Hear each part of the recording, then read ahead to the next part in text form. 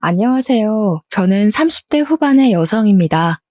여러분들의 삶은 계획한 대로 잘 흘러가고 있나요? 저는 30대 초반까지만 해도 계획한 대로 평탄하게 살아가고 있었습니다. 그러다가 얼마 전 결혼한 뒤 여러 사건을 겪고 나서 이혼을 하게 되었어요.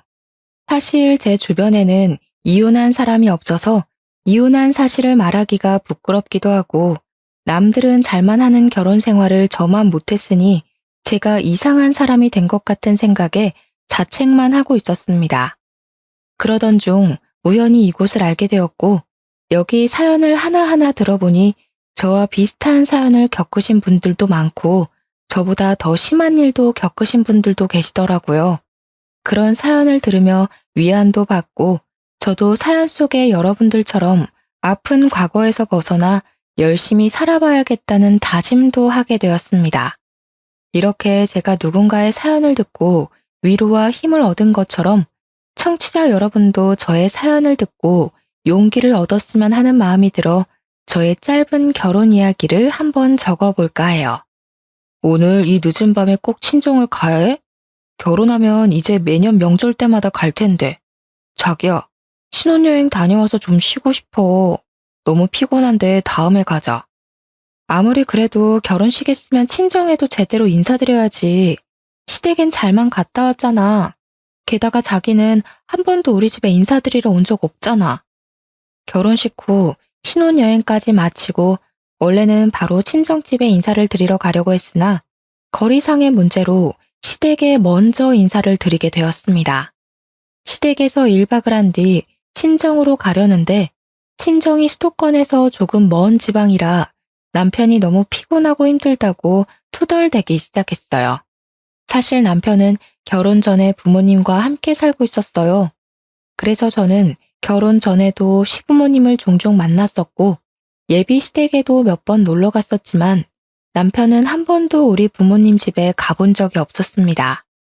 왜냐면 처음으로 남편이 부모님께 인사를 드릴 때도 상견례 날에도 모두 부모님이 저희 집으로 오셨거든요. 우리 집에 한 번도 갈 생각이 없는 남편에게 섭섭한 마음이 들기도 했지만 그래도 그 당시에는 제가 남편에게 콩깍지가 제대로 씌워져 있어서 남편의 불편한 마음이 더 크게 느껴졌습니다. 그런 남편을 어르고 달래며 3시간가량을 달려 친정집에 겨우 도착했어요. 이야, 이게 집이야, 궁궐이야? 너네 이렇게 잘 살았었어? 부모님이 브런치 카페 운영하신다더니 꽤 잘 되나 보다. 처음 남편이 저희 집을 보고 내뱉은 말은 감탄사였습니다. 사실 그렇게 잘 산다고 자부는 못하지만 아빠가 대기업을 다니고 있었고 몇 년 전 퇴직을 하셨어요. 그래서 친정 부모님은 노후를 시골에서 보내고 싶어 하셔서 그동안 모아둔 돈으로 시골에 헌집을 구매해 공들여 고쳤답니다. 겉으로 보면 꽤 멋진 새집 같아 보였을 거예요. 그리고 아빠 퇴직금 남은 돈으로 브런치 카페를 크게 차리셨거든요. 다행히 인테리어가 이뻐서 그런지 카페도 지역 맛집으로 소문이 나기 시작했어요. 꽤 수익이 쏠쏠하게 나면서 부모님 노후 자금만큼은 걱정하지 않을 정도였답니다. 이렇게 젊으실 때는 회사 생활을 안정적으로 하시고 퇴직 후에도 카페를 운영하시는 부모님 덕에 저는 부족함 없이 하고 싶은 것은 다 할 수 있었어요. 위서방, 오느라 고생했네. 신혼여행은 잘 다녀왔고? 네, 아버님, 잘 다녀왔습니다. 결혼 전에 한번 연락드리고 찾아뵀어야 했는데 그러지 못해서 너무 죄송해요. 이렇게 반갑게 와줘서 너무 고마워. 어서 들어와요. 출출하지? 내가 음식을 차린다고 차렸는데 맛이 있으려나 모르겠네. 엄마는 사위가 온다고 삼계탕에 전복에 장어구이 등 잔치상을 차려놓으셨더라고요. 음식이 너무 많아 식탁이 꽉 차서 더는 놓을 자리도 없는데 엄마는 자꾸 뭐가 없다면서 냉장고에서 뭘 더 꺼내 놓으셨습니다. 세상에 장모님, 음식이 너무 맛있어요. 앞으로 장모님 밥 먹으러 자주 와야겠어요. 집이 가까우면 이것저것 내가 해줄 텐데 그러지 못하니 너무 아쉽네. 그래도 뭐 생각나는 거 있으면 언제든지 말해. 사위가 먹고 싶은 건 내가 뭐든지 다 만들어줄 테니까. 잘 먹으니 참 보기 좋네. 남편은 올 때는 그렇게 투덜대더니 엄마의 음식을 보더니 언제 그랬냐는 듯이 부모님과 신나게 대화를 나눴습니다. 얼마나 사근사근하게 말을 잘하던지 남들이 보면 남편이 이 집 아들 같아 보일 정도였어요. 장모님, 이 식탁 너무 좋아요. 우리 엄마가 얼마 전에 이런 식탁 보고 눈을 못 떼시더라고요. 너무 좋다면서요. 어머, 안사돈이랑 나랑 보는 눈이 비슷하네. 그런데 사돈댁에 식탁이 없어? 사실 식탁이 없어요. 원래 있었는데 좀 오래돼서 버리고 그냥 바닥에 앉아서 식사하세요. 그런데 요새 엄마가 허리가 너무 안 좋아지셔서 걱정이세요. 그러셨어? 허리 안 좋으시면 맨바닥에 오래 앉아있기 힘들 텐데. 어차피 우리 식탁 바꾸려고 했으니까 이참에 이 식탁 자네 집에 가서 사용하겠나? 에이, 그래도 여보, 어떻게 우리가 사용하던 식탁을 줘요? 그냥 하나 새로 사줘요. 이거 뭐 그렇게 비싼 것도 아닌데. 부모님은 식탁이 비싸지도 않으니 사주시겠다고 했지만 제가 알기로는 이 식탁이 나름 백화점에서 산 제품이라 200만 원 정도 했습니다. 남편은 부모님이 시댁에 식탁을 사주겠다는 말에 싱글벙글해서는 밥을 다 먹고는 자신이 직접 설거지를 하겠다고 하더라고요. 당연히 우리 부모님은 말렸지만 그래도 남편은 끝까지 설거지하겠다고 하며 싱크대 앞에 자리를 잡았고 부모님은 거실로 밀려날 수밖에 없었어요. 내가 해야 하는데 첫날부터 우리 사위 시켜 먹어서 어쩐담? 안 싸더니 싫어하시지 않을까 몰라. 제가 맛있는 거 얻어먹었잖아요. 게다가 식기세척기가 있어서 아주 금세 끝났어요. 저희 엄마도 식기세척기 있으면 정말 편하게 설거지 하실 텐데. 집에 식기세척기 없어? 안 싸돈 힘드시겠네. 우리 사돈댁에 식탁도 보내고 식기세척기도 보내야겠어. 헉, 정말요? 정말 감사합니다, 장모님. 사실 우리는 혜진이가 장녀라 혼수랑 예단을 많이 하려고 준비했는데 그냥 자기가 살던 집에서 신혼을 시작하겠다고 하지 않나. 사돈댁에서 예물 예단도 필요 없다고 하지 않나. 거기에 스몰 웨딩 한다고 하며 결혼식 비용도 제법 아꼈잖아. 그래서 뭐 하나 더 선물해드리려고 했거든. 그래서 뭘 살까 고민하고 있었는데 자네가 이렇게 말해줘서 오히려 우리 고민 하나 덜었네. 대신 우리 혜진이 시댁에서 일 적당히 할 수 있도록 중간 역할 잘해주게. 알겠나? 장인어른, 여부가 있겠습니까? 시댁 가면 손에 물도 묻히지 않게 하겠습니다. 우리 사위가 못하는 말이 없구만. 그럼 우리는 든든한 사위만 믿겠네. 그렇게 친정에서 처음으로 같이 잠을 자고 다음날 새벽부터 엄마는 시댁에 보내드리겠다며 각종 음식에 과일을 한가득 챙겨주셨어요. 얼마나 많은지 자동차 트렁크에 가득 싣고도 자리가 부족해서 뒷자리까지 음식이 가득했습니다. 남편은 올 때와는 다르게 아주 표정이 밝아 보였고 그런 남편을 보며 저는 다행이라는 생각을 했어요. 그렇게 제가 살던 집에서 첫 신혼생활을 시작했습니다. 신혼 2개월 정도 되었을 때였어요. 부모님이 건강검진을 하러 카페 문을 며칠 닫고 저희 집에 오시기로 했어요. 사실 부모님이 사시는 곳이 지방이라 제대로 된 대학병원이 없어서 1년에 한 번씩 제가 서울에서 건강검진을 시켜드렸었거든요. 당연히 제가 직접 부모님을 모시려고 했는데 남편이 이번에 사위노릇 좀 제대로 하고 싶다며 저 대신 부모님을 모시겠다고 그러더라고요. 저는 그런 남편에게 너무 고마워서 퇴근길에 남편이 좋아하는 회랑 매운탕을 포장해서 집에 왔답니다. 부모님도 제가 아닌 사위가 직접 데려오니까 웃음꽃이 피셨더라고요. 그런데 집에 웬 명품 정장이 한 벌 있었어요. 그런데 이 정장은 뭐야? 아빠가 입고 오셨어? 내가 이 서방 한 벌 사주었다. 조금 있으면 사돈 처녀 시집 간다면서 사위가 그때 입고 갈 정장이 없다고 하더라. 오늘 너무 고마워서 내가 한 벌 사줬어. 그리고 너는 결혼을 했으면 이서방 밥 잘 챙겨줘야지. 이서방 살 빠진 거 봐라. 내가 볼 때마다 안쓰러워 보여서 점심때 소고기 사줬다. 부모님은 남편에게 고맙다며 점심에는 소고기를 사주고 오후에는 고급 브랜드 정장까지 한 벌 맞춰주셨습니다. 물론 저도 남편에게 정말 고마웠지만 사실 얼마 전에 식탁에 식기세척기도 사줬는데 정장까지 한 벌 해줬다는 말을 듣고 너무 과하다는 생각이 들었어요. 그래도 남편이 친정 부모님과 잘 지내는 모습을 보니 사이가 나쁜 것보다 좋은 게 낫겠지 싶어 속으로만 삼켰답니다. 그렇게 3개월 후 아가씨의 결혼식이 코앞으로 다가왔어요. 사실 남편의 집은 그다지 넉넉한 형편이 아니라서 아가씨의 혼수와 예단을 준비하는 것이 많이 부담되는 것 같았습니다. 그래서인지 남편은 자신이 결혼 전부터 모아왔던 적금을 깨려고 하더라고요. 저 역시 모른 척할 수 없어서 결혼식 날 축의금 200만 원을 했어요. 친정 부모님도 아가씨에게 축의금 100만 원을 전달했습니다. 원래는 결혼식에 참석도 하시려고 했는데 그날은 부모님이 일이 있으셔서 어쩔 수 없이 축의금만 제 편으로 보냈어요. 그렇게 결혼식이 무사히 끝나고 다음 날이었습니다. 남편과 제가 집에서 쉬고 있는데 시어머니한테서 전화가 왔습니다. 잘 지내고 있니? 결혼식 와서 고생 많았지?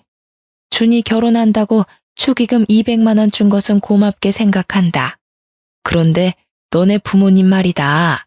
축의금 100만 원이 뭐니 100만 원이? 심지어 결혼식에 오시지도 않고 말이야. 아, 부모님이 그날은 일이 있으셔서 어쩔 수 없었어요. 그런데 축의금 100만 원이 부족하다는 말씀이세요? 그래. 솔직히 너네 집 잘 살잖아. 그런데 이 액수는 좀 실망스럽구나. 원래 가족끼리는 200만 원씩 줘야 하는 거다. 사돈이 좀 많이 아낀 거 맞지? 요즘 장사가 잘 안 된다니? 아, 그런 건 아니에요. 저희 집안에선 가족끼리 100만 원이면 많은 편이거든요. 다음부터 참고할게요, 어머님. 다음에 어딨니? 우리 딸 결혼하면 우리 집안에 결혼식이 또 어딨다고 그러니? 게다가 내가 결혼한다고 너희 집에 예물이나 예단을 바란 것도 아니었는데 금액을 보니 조금 실망스럽구나. 솔직히 결혼식 때 한 번 본 사돈처녀 결혼식에 100만 원이면 꽤 큰 금액 아닌가요? 저랑 부모님이 합쳐서 300만 원이나 축의금을 냈는데 그 금액이 작다고 대놓고 말씀하시는데 기분이 많이 상하더라고요. 결국 저는 결혼하고 처음으로 시어머니 말에 대들었죠. 어머님, 그래서 예물이나 예단 안 바란다고 하셔서 저희가 어머님 집에 식탁이랑 식기세척기도 따로 보내드렸거든요. 감사하다는 의미로 보내드린 건데 기억 못 하시는 건 아니죠? 어머 얘 좀 봐. 그건 그거고 이건 이거지. 이제 보니 너가 부모님 닮아서 돈을 아끼나 보다. 결혼 전에도 반반 결혼식이니 뭐니 하더니만. 이럴 줄 알았으면 우리 아들 너희 집안이랑 결혼 안 시켰다. 네? 어머님, 좀 생각하고 말씀하세요. 어머님이 결혼시키고 안 시키고가 중요한 게 아니에요. 솔직히 남편이 집을 해왔나요? 아니잖아요. 남자가 집을 안 해왔는데 그럼 여자가 집도 해오고 혼수도 다 해와야 하나요? 너 따박따박 말대꾸 하는 거 보니까 우리 아들이 아주 잡혀 살겠구나. 너 설마 준호가 집 못 해왔다고 맨날 구박하고 그러니? 너네 부모님까지 눈치 주고 그러냔 말이야. 그래, 저번에도 말이야. 준호가 연차까지 쓰고 너네 부모님 병원 모시고 갔다던데 너네 부모님도 우리 준호 개무시하는 게 틀림없어. 백년 손님인 사위를 막 부려먹는 처가가 어딨니? 그건 어머님이 착각하신 거예요. 저는 남편한테 그러라고 부탁한 적도 없고 저희 부모님도 원래 제가 모시려고 했어요. 그런데 남편이 사위 노릇 제대로 해주고 싶어서 먼저 나서서 그런 거고요. 어머님 입장에서 귀한 아들이니 그렇게 곱깝게 들리셨겠지만 저희 부모님도 귀한 사위 대접 제대로 해주고 있으니까 비꼬아서 듣지 않으셨으면 해요. 목소리가 점점 커지자 남편이 제 전화를 뺏어들더니 자기가 엄마랑 직접 통화하겠다며 방으로 들어가 버렸습니다. 10분 정도 기다리니 남편이 나왔습니다. 어머니랑 오해가 좀 있었던 것 같아. 통화는 잘했으니까 자기는 신경 안 써도 돼. 방 안에서 남편이 쩔쩔매는 목소리가 들렸지만 모른 척했습니다. 어련히 잘 통화했겠지 싶어서 그냥 알겠다고만 했네요. 그리고 명절이 다가왔어요. 시댁에서 처음 맞는 명절이라 이쁜 한복을 차려입고 갔습니다. 하지만 시댁 분위기는 차가웠어요. 이미 음식도 준비가 다 되어 있었고 시모는 제게 거들라고 말 한마디 하지 않더라고요. 저를 본체만 채 했습니다. 그래서 저도 굳이 잘 보이려고 노력하지 않았어요. 솔직히 제가 잘못한 건 없으니까요. 남편이 중간에서 눈치를 보는 게 느껴졌지만 그렇다고 직접 나서서 분위기를 화해시키려는 노력 따위는 하지 않았습니다. 분명 시댁에서 중간 역할을 잘하겠다고 떵떵거려 놓고 실상은 시모 앞에서 한마디도 못하는 바보였습니다. 그러다 하루는 제 여동생의 결혼식 날이 다가오고 있었습니다. 솔직히 축의금으로 치사하게 굴기 싫어서 남편에게도 시부모에게도 얼마 넣냐는 말을 일절하지 않았습니다. 그냥 눈치껏 제대로 넣었겠거니 싶었죠.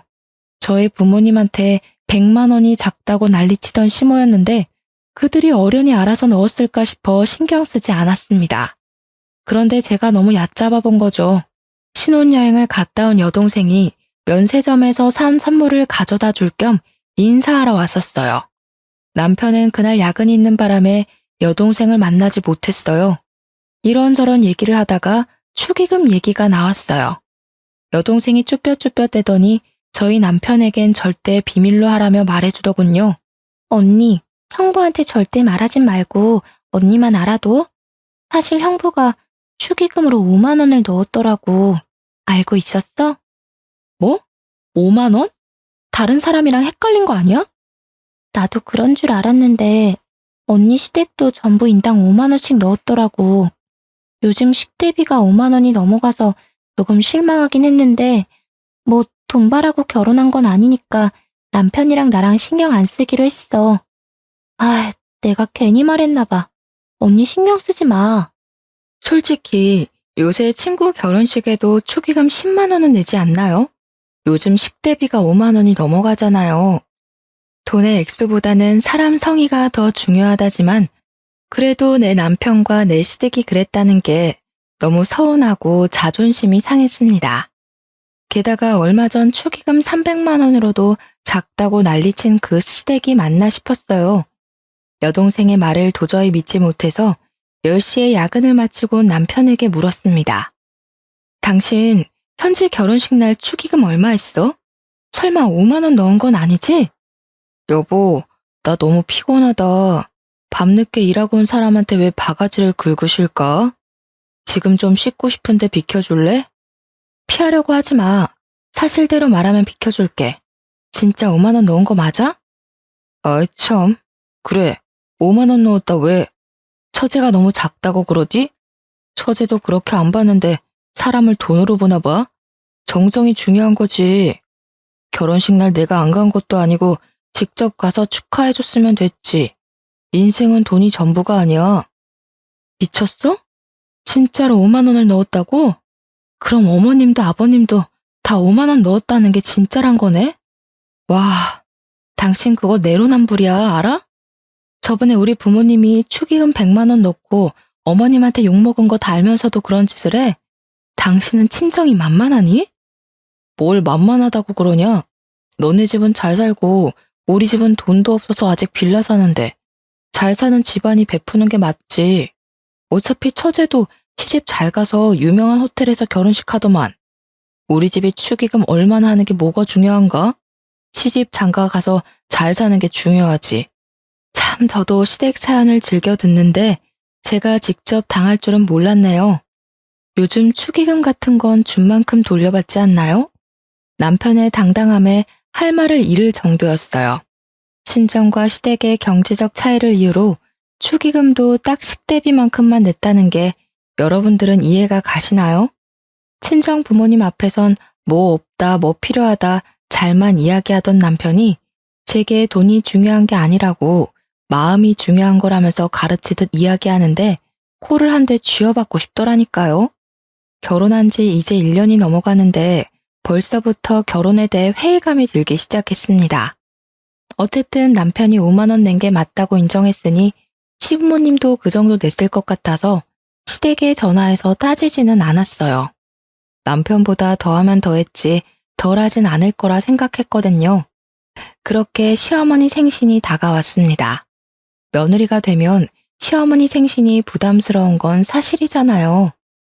왠지 제대로 대접해드려야 될 것 같고 대충 하면 욕먹을 것 같아서 긴장을 많이 했답니다. 그런데 남편이 이런 말을 꺼내더라고요. 우리 엄마는 미역국 별로 안 좋아해. 여보가 그렇게 긴장할 필요 없어. 집에서 요리하고 치우면 그게 더 일이잖아. 엄마도 집에서 먹는 것보다 외식하는 걸 더 좋아하실걸? 그래도 며느리 드리고 첫 생신인데 아무것도 안 하면 또 뭐라 하실 것 같은데 괜찮을까? 내 말대로 해. 내가 엄마랑 같이 산 지가 몇 년인데 내가 매년 엄마 생신 때 미역국 해주려고 해도 엄마는 외식 한번 해주는 게 더 낫다고 그러셨어. 여보도 괜히 힘들게 집에서 요리하지 말고 그냥 소고기 사드리게 음식점만 미리 예약하자. 남편의 말을 듣고 유명한 소고기집을 예약했답니다. 그렇게 생일 당일 남편과 저는 시부모님을 모시고 음식점으로 향했어요. 그런데 예상치 못한 말을 듣고 말았습니다. 원래 생일날에는 며느리가 만든 미역국 한번 맛봐야 하는데 바쁜 며느님 덕에 나는 미역국도 못 얻어먹는구나. 아, 어머님, 준호 씨가 분명 어머님 미역국 좋아하시지 않는다고 하고 차라리 외식하는 게 낫다고 해서 음식점으로 예약했는데 소고기는 마음에 안 드세요? 넌 왜 이렇게 눈치가 없니? 며느리가 만들어준 요리를 싫어하는 시어미가 어딨다고. 아들이 그렇게 말해도 시어미 생일에 며느리는 요리로 거하게 대접해야지. 아유, 내가 말을 말아야지. 그렇게 식사를 마치고 후식을 먹고 있었는데요. 시모의 말 한마디에 뜻밖의 사실을 알게 되었습니다. 참, 그리고 저번에 너네 여동생 결혼식 말이다. 내가 준호 통해서 축의금 100만 원이나 냈는데 어쩜 감사 전화 한 통이 없니? 네? 그게 무슨... 설마 저번에 내가 너네 부모님이 100만 원 축의금 준 것이 작다고 해서 지금 삐져서 그러는 거야? 솔직히 너네 집은 100만 원이 쉬운 돈이겠지만 우리 집에서 100만 원이면 정말 큰 돈이다. 그리고 액수를 떠나서 어른이 이렇게 생각해서 축의금 내고 했으면 당연히 감사 인사 정도는 해야 기본 예의 아니니. 저는 시어머니의 말을 듣고 혼란에 빠져 있었습니다. 그 순간 시모 입을 막으려는 남편이 보이더군요. 여동생이 저한테 거짓말을 했을 리는 없고 중간에 남편이 돈을 가로챈 게 분명해 보였어요. 어머님, 뭔가 오해가 있는 것 같아요. 여동생이 축의금 받은 거 정산해봤는데 저희 시댁에선 인당 5만 원씩 냈다고 하더라고요. 그런데 100만 원을 보내셨다고요? 어머, 얘 좀 봐. 우리 집을 거지로 하니? 사돈 처녀 축의금을 5만 원 주는 사람이 어딨어? 요새 축의금 최소가 10만 원인데 얘가 날 뭐로 보고? 그게 엄마, 내 말 좀 들어봐. 얘가 왜 이렇게 들러붙어? 넌 내가 준 100만 원 어쨌길래 받은 사람은 5만 원밖에 못 받았다니? 설마 너가 중간에 가로챈 거야? 저와 시모가 동시에 남편을 째려보자 남편이 시모 귀에다 속닥속닥 뭐라고 말을 하더군요. 그런데 저는 귀가 좋아서 톡톡히 다 들었어요. 엄마, 사실은 그 안마의자 있잖아. 그거 그 돈이야. 그거 아직 와이프한테 말 안 했단 말이야. 엄마는 그걸 왜 지금 말해서 사람 곤란하게 만들어. 뭐? 안마의자요? 어머님, 제 남편이 안마의자를 사드렸어요. 아, 뭘 그렇게 따져대. 그냥 그러려니 하고 좀 살아. 어떻게 그렇게 살아? 어머니가 100만 원이나 주셨는데 너가 그걸 가로챘다는 게 말이 되는 소리야? 그리고 그 돈으로 안마의자를 샀다고? 안마의자 최소 200만 원은 넘어가. 네가 무슨 돈이 있어서 그 비싼 걸 샀냐고. 아들아, 네가 직접 말해봐라. 분명 네가 용돈 모아서 샀다고 그랬잖니. 근데 그 돈이 우리가 준 사돈 처녀 축의금이라고? 며느리 말이 맞니? 대화가 예상치 못한 분위기로 흐르자 눈치를 보던 시모가 헛기침을 하더니 시부를 데리고 시댁에 빠른 걸음으로 가더라고요. 집에 가자마자 남편한테 하나하나 물었어요. 그래, 사실 우리 엄마가 처제 결혼한다고 100만 원 주셨어. 그런데 조금 있으면 엄마 생신인데 이모, 고모, 삼촌, 엄마 친구들 다 있는 안마의자 우리 엄마만 없더라.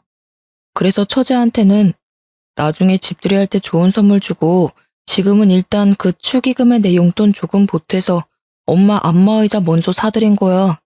이게 그렇게 잘못된 거야? 우리 엄마한테 돈 100만 원 못 받아서 그렇게 아쉬워? 너네 집 잘 살잖아.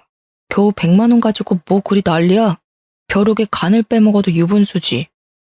솔직히 지금 남편이 미안하다고 싹싹 빌어도 부족할 판국에 오히려 큰 소리니 저는 그저 어이가 없었습니다. 시어머니께 안마의자를 사드리고 싶었다면 자기가 용돈을 모아서 하든지 아니면 부부인 저에게 말을 하고 같이 의논해서 사야 하는 것 아닌가요? 남편은 그래놓고 뭘 잘했다고 이렇게 당당한지 저는 당최 이해가 가지 않았습니다. 결국 남편과 저는 대판 싸우고 저는 큰 방에서 남편은 거실에서 잠을 잤어요. 밤새 남편의 독단적인 행동이 너무 괘씸해서 잠이 안 오더라고요. 말로만 듣던 내로남불 남편이 이런 건가 싶기도 했어요. 도통 제 말이 통하질 않더라고요.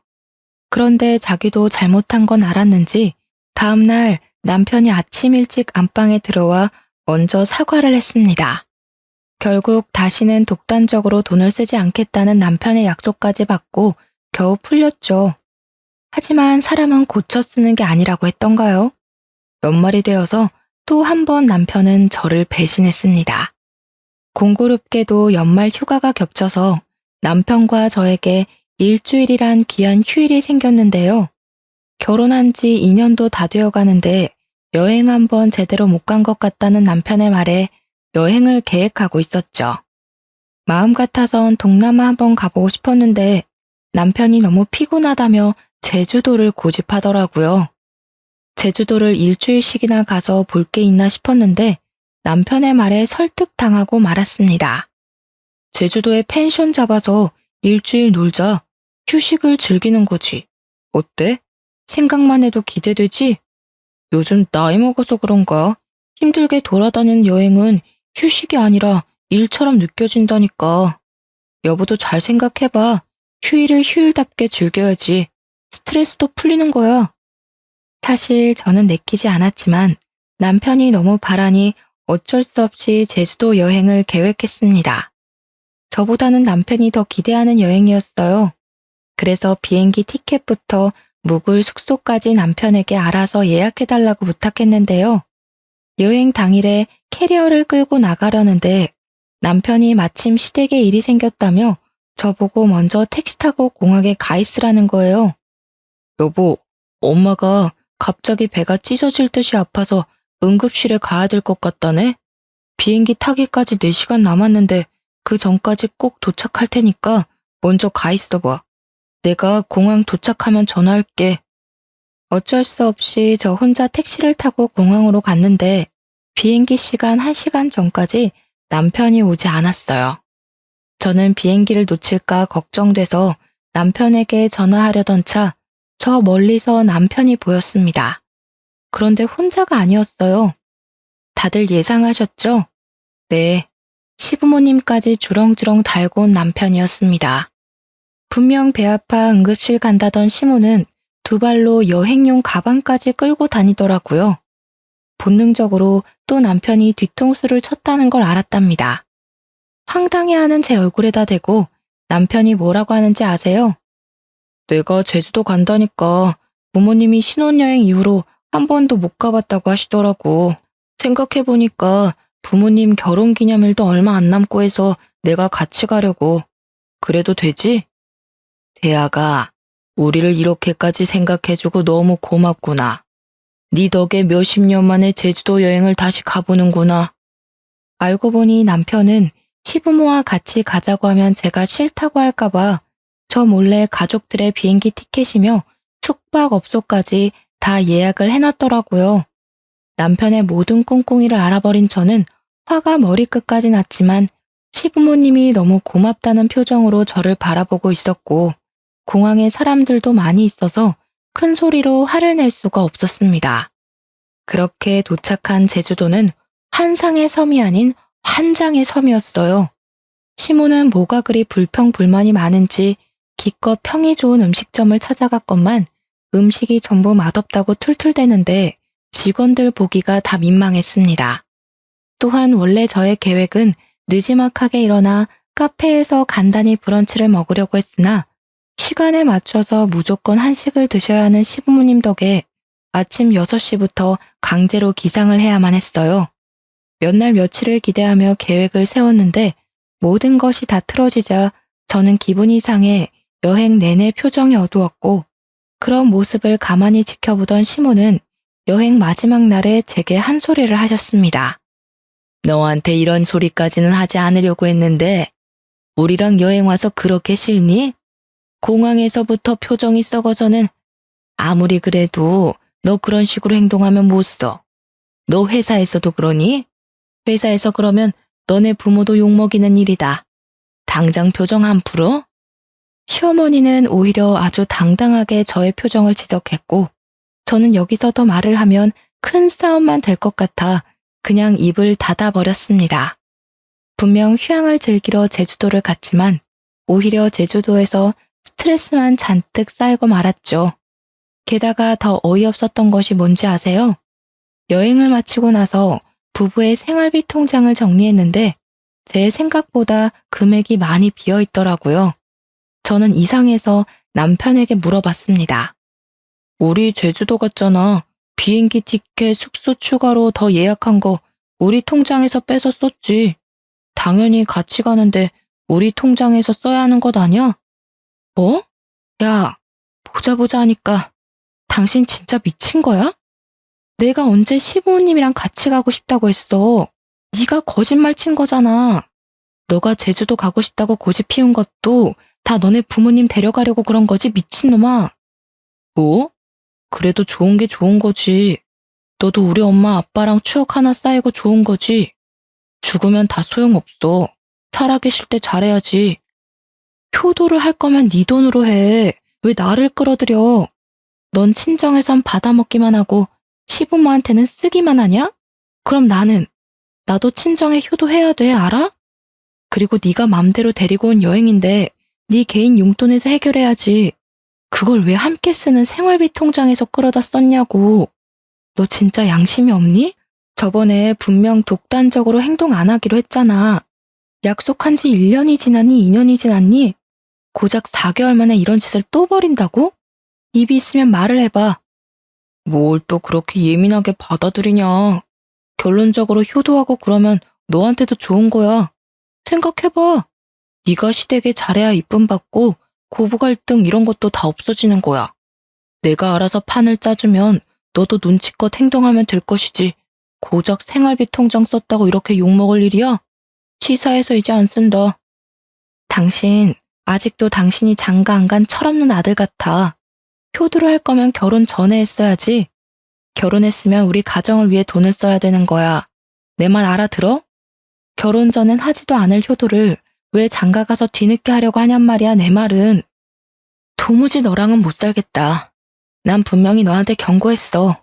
이렇게 네 맘대로 할 거면 그냥 너 다시 너네 부모님 모시고 살아. 나도 우리 부모님 모시고 효도하고 살 거니까. 뭐? 지금 이깟 일로 이혼하자는 거야? 말을 왜 이렇게 함부로 해? 여행 재밌게 잘 갔다 와서 왜 그래? 이건 싸울 일이 아니라고. 그래, 내가 너한테 말 안 하고 거짓말 친 건 미안해.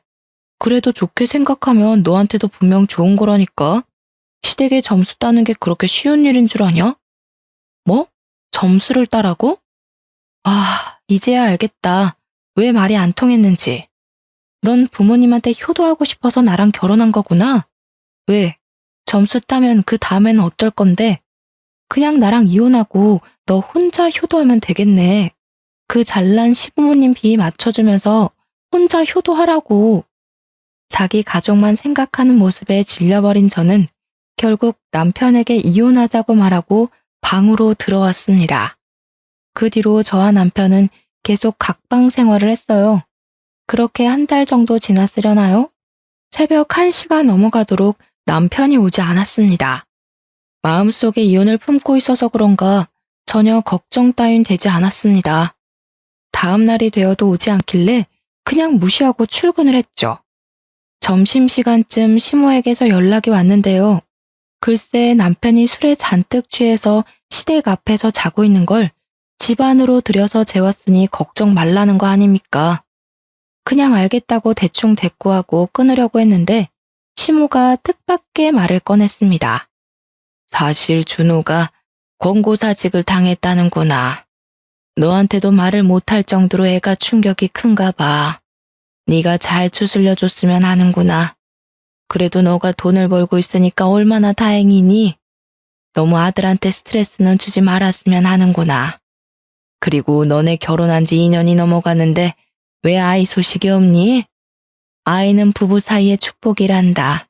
기르다 보면 부부 금슬도 더 좋아지고 애 키우는 재미로 살다 보면 10년 훌쩍이다. 그러니 안 되더라도 좀 더 노력했으면 하는구나. 이혼을 하겠다는 말이 목 끝까지 차올랐지만 차마 말하진 못했어요. 들어보니 남편의 회사가 어려워져 단체로 권고사직을 당했다고 하더군요. 그런 백수 아들이 걱정되었던 시모는 2년 동안 꺼내지 않던 임신 얘기를 꺼내더라고요. 참 기가 차더라고요. 그 순간 시모 말을 듣고 정신을 바짝 차리게 되었어요. 지금 임신하면 내 인생 더 꼬이겠구나 하고 말이에요. 애 때문에 이혼 못한다는 말이 있듯이 저도 아이가 있었다면 감히 이혼 생각은 못했을지도 모르죠. 그런데 아직 다행인지 자연 임신은 되지 않았어요.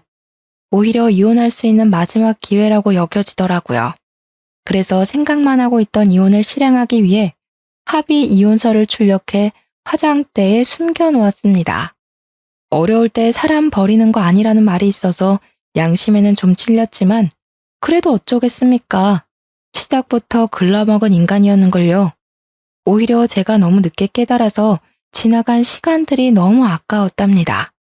마음속에 정말로 이혼수를 품고서 남편을 대하기 시작했어요. 집에 들어온 남편이 평소보다 더 눈치를 보며 잘하려고 노력하더라고요. 아침마다 아침밥을 차려주고 집안 청소도 완벽하게 해놓고요. 제가 퇴근할 때마다 주인 기다리는 강아지 마냥 저를 기다리고 있었습니다. 그러니 얼었던 마음이 살짝 녹기 시작하더라고요. 막상 심하게 시집살이를 당하고 산 것도 아니고 남편이 바람을 핀 것도 아닌데 이런 걸로 이혼이 될까 싶은 생각이 들었습니다. 참 어리석게도 합리화를 하기 시작했어요. 그때부턴 하루아침에 일자리를 잃은 남편이 불쌍해 보이더군요. 그러던 찰나 친정에서도 큰일이 생기고 말았는데요. 부모님이 운영하시던 브런치 카페 매출이 뚝 떨어져서 망해버린 거였죠. 부모님 말로는 주변에 대형 카페들이 연이어 생기면서 매출이 낮아지더니 최근에 온라인 리뷰가 좋지 않게 달리는 바람에 더 이상 운영이 힘들다고 하더라고요. 결국 부모님은 카페를 싼값에 이전해버렸고 시골에 공들여 지으셨던 집도 팔아버렸습니다. 집까지 팔았다는 말에 제가 깜짝 놀라 이유를 물었어요. 우리 딸 놀라지 말고 들어. 사실 엄마가 서울에 좀 살아야 될 것 같아서 그래. 응? 갑자기 서울에 왜? 혹시 건강에 문제 생긴 거예요? 저번에 대학병원에서 검진 받은 거 있지? 그런데 거기서 자궁암이 의심된다고 그래서 추가 검사를 더 받아보라고 그러길래 검사를 좀 했더니 치료가 필요한 단계라고 그러네. 매번 시골에서 왔다 갔다 하기 힘들 것 같아서 서울에 집을 따로 구하기로 너네 아빠랑 결정했단다. 엄마는 우리 현아랑도 더 많은 시간 함께 보낼 수 있어서 좋다고 그랬어. 자궁암? 엄마 많이 심각해요? 설마 뒤늦게 발견해서 치료가 급한 거래? 딸, 걱정하지 마. 그 정도로 심각한 건 아니야. 사실 치료만 받으면 충분히 완치될 수 있다고 의사쌤이 그러셨어. 요즘 의료기술이 뛰어나서 약만 잘 먹고 경과보면 될 것 같다고 그러셨어. 안 되면 제거 수술하면 되니까 너무 걱정하지 말고. 저는 덤덤하게 말씀하시는 엄마의 모습을 보니 마음이 너무 아팠습니다. 눈물이 차올랐지만 엄마가 속상해 하실까봐 울지도 못하겠더라고요. 그렇게 눈물을 힘겹게 참으며 부모님의 이사를 도와드리고 밤이 늦어서야 집에 왔습니다. 사실 부모님 이사를 도와드리러 가면서 남편에게 같이 가자고 말을 했었거든요. 어차피 남편이 지금 회사에 다니는 것도 아니고 집에서 노는데 충분히 갈 수도 있잖아요. 그런데 남편은 당당하게 싫다고 하더라고요. 뭐? 이사 가는데 도와달라고? 내가 무슨 이삿짐 센터냐? 또 남자라고 험한 일 시키려고 그러는 거지? 여보, 지금 말 다 했어? 부모님 아파서 이사 오시는데 그것도 못 해줘? 이삿짐 불러서 오는 거고 당신은 딱히 할 일도 없을 거야. 그냥 얼굴만 비추는 건데 그것도 못 해줘? 에이, 장인어른도 사이 불편해서 없는 게 나을 거야. 어차피 서울로 오면 자주 볼 텐데 뭘 이삿날까지 얼굴을 비춰야 되냐? 그냥 적당히 도와주고 와. 결국 남편 없이 짐을 전부 옮기고 부모님은 제가 살고 있는 집에서 30분 거리의 아파트로 이사 오셨어요. 밤늦게 집에 도착하니 남편이 혼자 TV를 보며 맥주를 마시고 있었어요. 어디로 이사하셨어? 설마 우리 집 근처야? 그럼 매일 너 친정 가겠다고 난리치는 거 아닌가 몰라. 나는 사위라서 친정이 불편해. 너가 중간 역할 잘해줬으면 좋겠다. 친정 가고 싶으면 혼자 가고. 뭐? 말을 왜 그딴 식으로 하냐? 됐어, 너 필요 없어. 너 친정에 절대 오지 마. 화가 치밀어 오른 저는 남편이 마시던 맥주를 그대로 남편 얼굴에 쏟아부었어요. 네가 진작에 개차반인 줄은 알았지만 이 정도일 줄은 꿈에도 몰랐다. 우리 진짜 갈라서자. 내일 술 깨고 손이 발이 되도록 빌어도 나는 기필코 니놈이랑 이혼할 테니까 그런 줄 알아. 남편은 마시던 맥주를 얼굴에 맞고 화가 나 어쩔 줄을 몰라 했고 저는 그런 남편이 너무 꼴보기가 싫어 발 닦던 걸레로 얼굴을 덮어버렸어요. 그리고는 간단한 짐을 챙겨 친정 부모님 집으로 가버렸답니다. 처음으로 부모님께 이혼에 대해 말씀드렸어요. 새벽까지 제가 당한 남편의 내로남불 사건들에 대해 낱낱이 말했네요. 그런데 아빠의 표정이 심상치 않았습니다.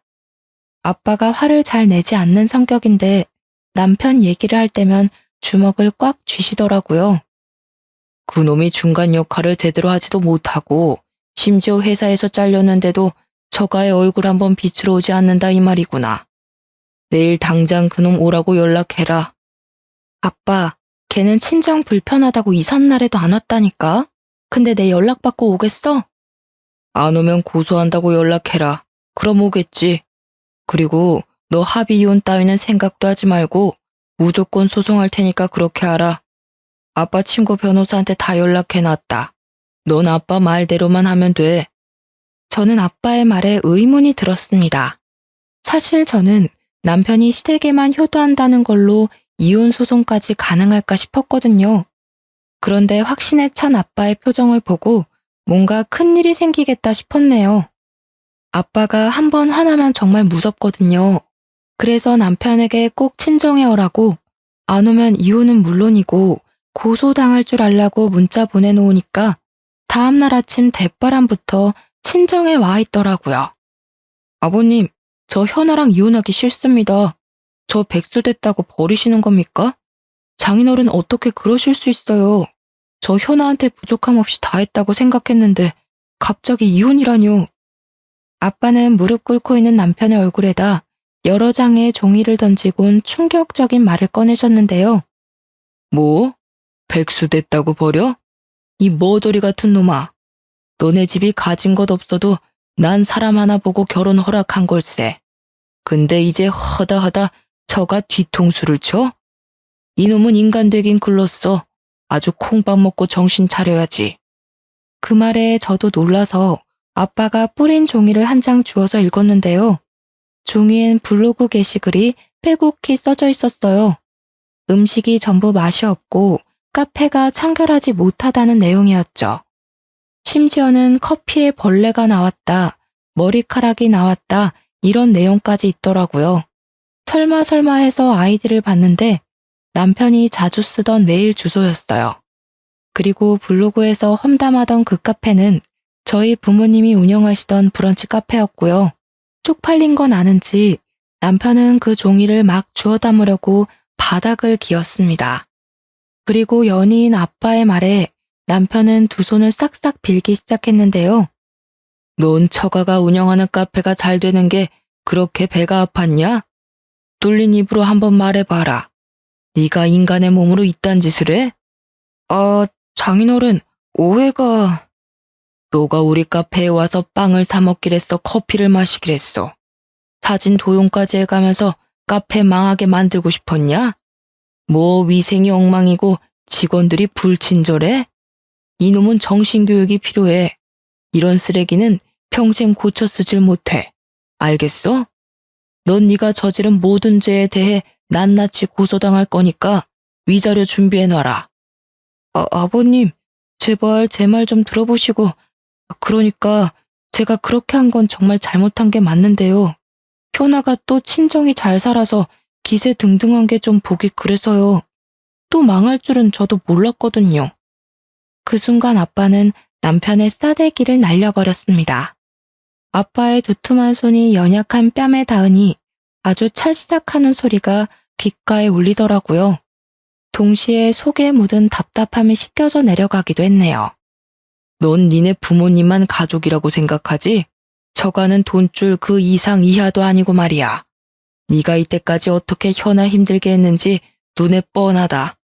너 때문에 우리 가게가 당한 피해 금액 전부 계산해서 고소할 거야. 6개월간 매출 감소액, 직원 인건비, 가게 자리세까지 전부 다 포함시킬 거니까 네 그 잘난 부모님 집을 팔아서라도 못 내는 금액으로 청구할 거다. 알겠냐? 순간 남편 얼굴에 핏기가 사라지고 새하얗게 질린 얼굴이 되더라고요. 사내 자식이 눈물까지 펑펑 흘리면서 아빠 다리를 잡고 늘어지는 꼴이 참 우습더군요. 어떻게 또 뒤통수를 칠 수 있는지 남편과 결혼한 제 자신이 너무 부끄럽기만 했습니다. 알고 보니 아빠는 가게 매출이 떨어질 때부터 이 사실을 알고 있었더라고요.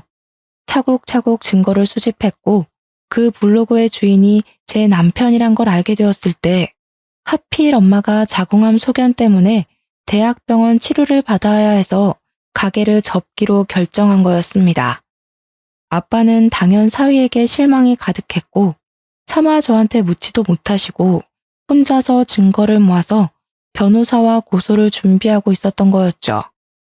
명예훼손죄와 영업방해죄, 모욕죄로 법적 대응을 시작하기로 결정하셨고 저 또한 이혼 소송을 시작하면서 남편은 끈떨어진 연신세가 되고 말았습니다.